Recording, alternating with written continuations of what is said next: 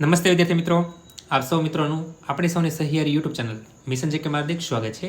તો વિદ્યાર્થી ભાઈબંધો સ્ક્રીન પર જે રીતના જોઈ રહ્યા છો, એલઆરડી અને પીએસસીની ભરતીની એક મહત્વની અપડેટ, ગુજરાત પોલીસ ભરતીની એક મોટી અપડેટ આવેલી છે. શું છે વિદ્યાર્થી ભાઈબંધો મહત્વની અપડેટ, તે વિદ્યાર્થી ભાઈબંધો આપણે લાઈવ જોવાના છીએ.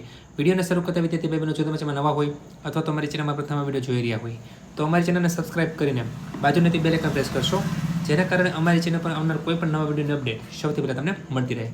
તો જોઈએ વિદ્યાર્થી ભાઈબંધો લાઈવ. તો સૌપ્રથમ આપણે વિદ્યાર્થી ભાઈબંધો ગૂગલ ઉપર જશું.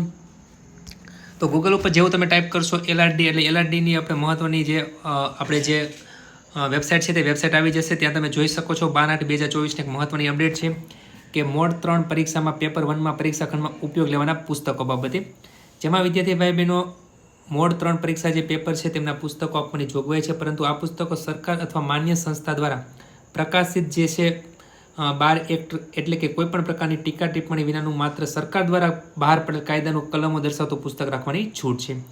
ઉમેદવારે સમજ ના ભાવે કારણે ટીકા ટિપ્પણી કોઈપણ પુસ્તક લઈ આવશે તો તેમને પુસ્તક સાથે રાખવા દેવામાં આવશે નહીં.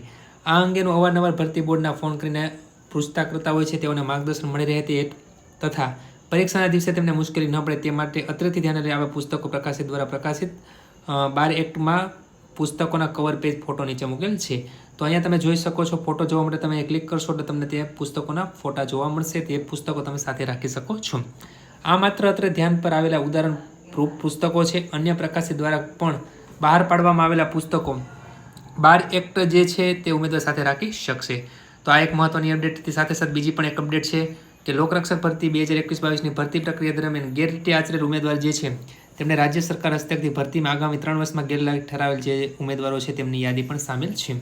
તો લોકરક્ષક ભરતીમાં 21-22ની અંદર જે ગેરરીતિ કરી છે, પોલીસ ભરતીને બિનઅધિકૃત રીતે ભરતી થવાની કોશિશ કરી છે તેવી ગેરરીતિ આચરેલ હતી તેવા કુલ 37 ઉમેદવારોને રાજ્ય સરકાર હસ્તક ભરતી 28/5/2024 આગામી 3 વર્ષ ગેરલાયક ઠરાવવામાં આવે છે. ગેરલાયક ઠરેલ ઉમેદવારની યાદી નીચે પ્રમાણે તમે ક્લિક કરીને જોઈ શકો છો. તો આ રીતના વિદ્યાર્થી ભાઈ બહેનો બે મહત્વની અપડેટ હતી ગુજરાત પોલીસ લોકરક્ષક ભરતીને લઈને. જો વિદ્યાર્થી ભાઈ બહેનો તમને આ વિડીયો પસંદ આવે તો લાઈક કરજો અને તમારા મિત્રો આ વિડીયો શેર કરજો. ધન્યવાદ.